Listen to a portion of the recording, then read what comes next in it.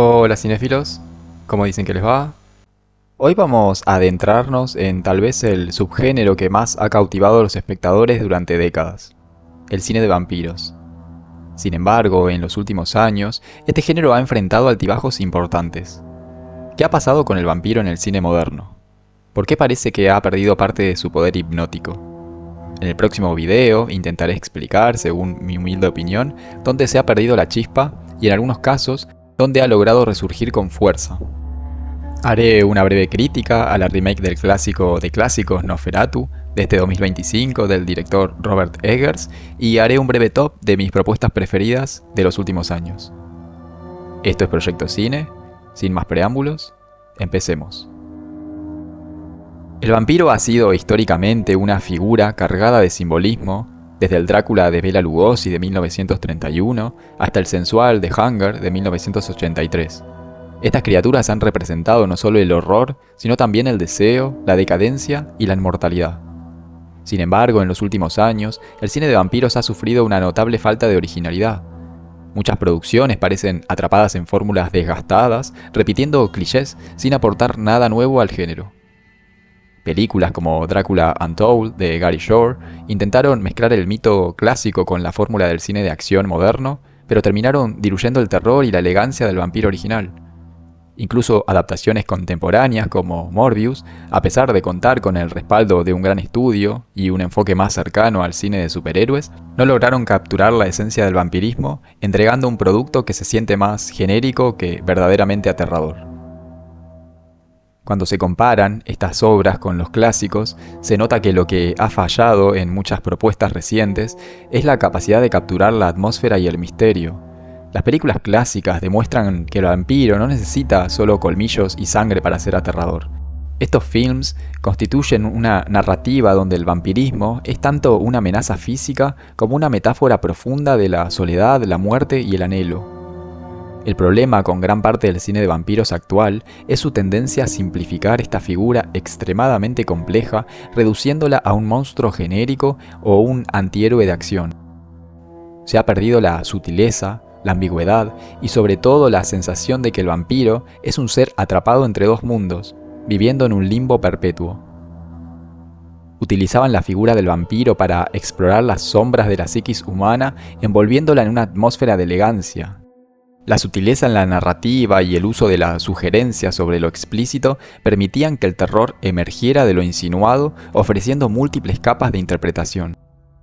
En contraste, gran parte del cine de vampiros moderno ha optado por un enfoque mucho más directo, priorizando la acción o el romance por encima de esta ambigüedad y profundidad simbólica, tendiendo a perder esta dualidad del vampiro como depredador y víctima. Básicamente, el cine clásico entendía que el verdadero horror de esta criatura no estaba solo en su sed de sangre, sino en lo que reflejaba de la propia naturaleza, y en esa lucha eterna entre el deseo y la condena.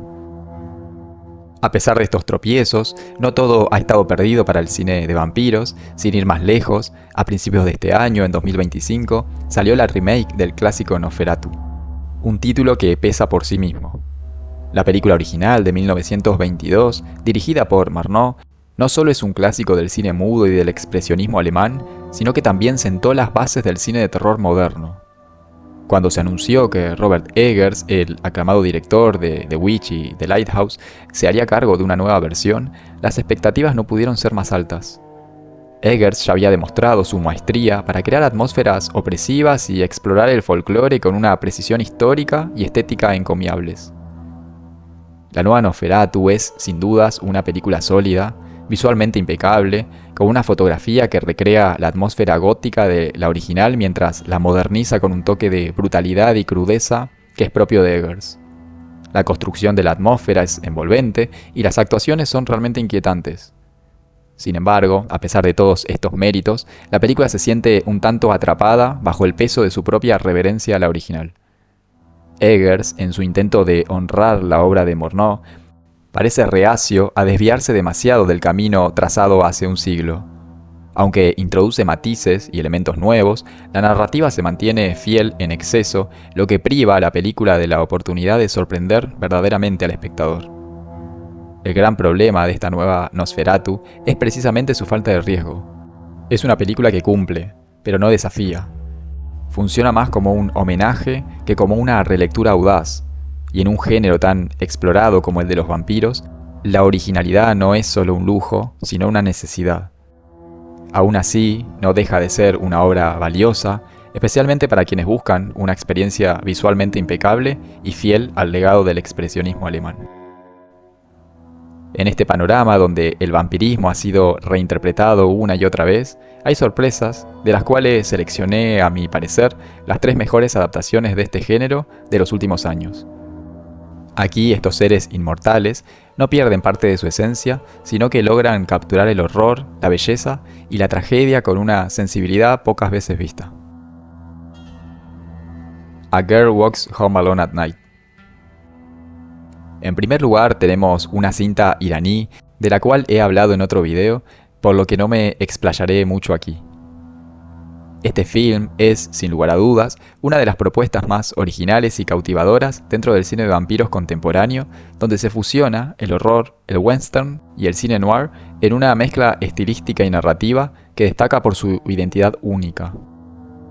Ambientada en la ciudad ficticia de Bath City, un lugar decadente y desolado, la película presenta a una vampira que, envuelta con una capa negra, recorre las calles sobre una patineta acechando a aquellos que representan la corrupción y el abuso.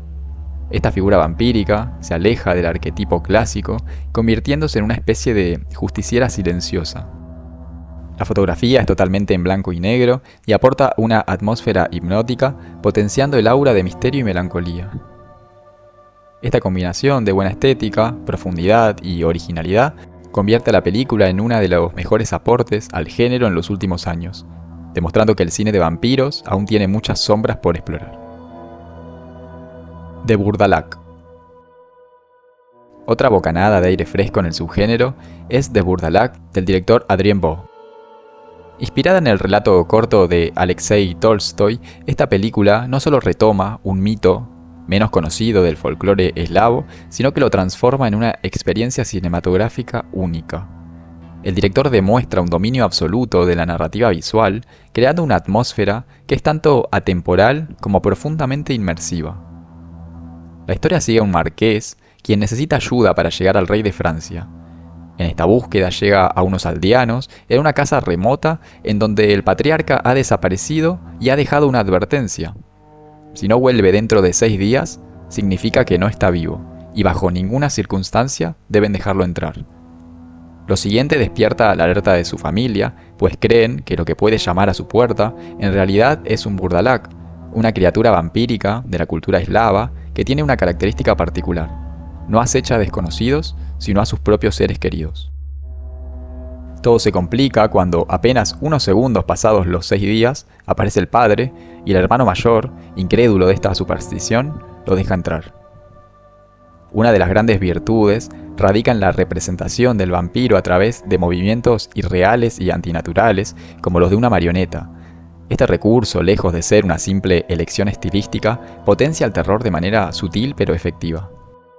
Los movimientos inhumanos crean una sensación que descoloca al espectador y lo enfrenta a lo desconocido. Su narrativa es onírica, fragmentada y en ocasiones deliberadamente confusa, lo que contribuye a una sensación constante de inquietud. Aquí el vampiro no es solo un monstruo, sino un símbolo de la decadencia y de la fragilidad, y explora temas de familia, identidad y sacrificio, utilizando al vampiro como una metáfora profunda y compleja. Cabe destacar su estética. El director utiliza una mezcla de estilos visuales, desde la fotografía granulada hasta los encuadres que recuerdan al cine de terror europeo de los años 70. Cada decisión visual parece diseñada para incomodar y cautivar al mismo tiempo. Una película que no subestima al espectador, es más, lo invita a participar activamente en la construcción del significado. Let the Right One In. Y para finalizar, tenemos la cinta más diferente a todo lo que ya hemos visto. Se trata de Let the Right One In, del director Thomas Alfredson. La historia se centra en Oscar, un chico tímido de 12 años que sufre acoso en el colegio por sus compañeros. Se hace amigo de Ellie, una misteriosa vecina de su edad, cuya llegada al barrio coincide con una serie de inexplicables muertes.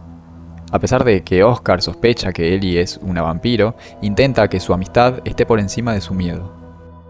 La cinta es una adaptación de una novela escrita por John Ashbeat Lindqvist, quien también trabajó en el guión de la película. La historia transcurre en Blackeberg, un suburbio obrero de Estocolmo, y está ambientada en los años 80, por lo que se construye una atmósfera con una maestría impecable, donde se plasma la complicada situación de Suecia a principios de los años 80.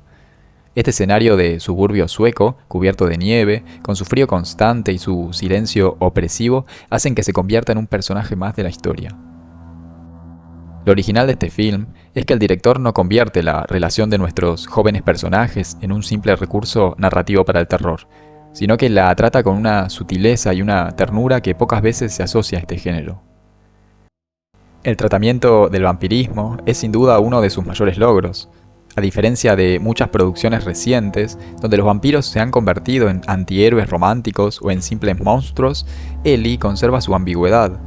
Es una criatura antigua y peligrosa, pero también es una niña atrapada en un cuerpo inmortal que refleja exactamente la misma vulnerabilidad que Oscar. Es esta dualidad la que convierte a la película en una obra única, capaz de mezclar el horror con la melancolía sin perder nunca su filo terrorífico. Las reglas del mito vampírico se respetan, pero el director y el guionista encuentran formas de innovar. Desde la perturbadora necesidad de invitación para entrar a un hogar, llevada a cabo en una escena tan incómoda como trágica, hasta la crudeza con la que se muestra la dependencia de él y de su cuidador, la película encuentra nuevas formas de explorar el género sin recurrir a los clichés.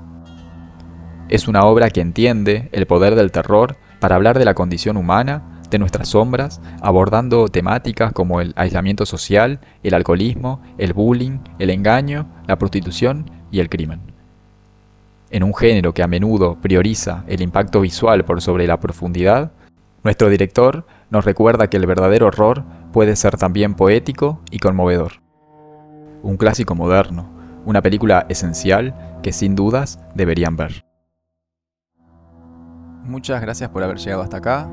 Si viste alguna de las películas, deja en la caja de comentarios. Si te gustó el video, dale like y suscríbete. Muchas gracias y nos vemos pronto.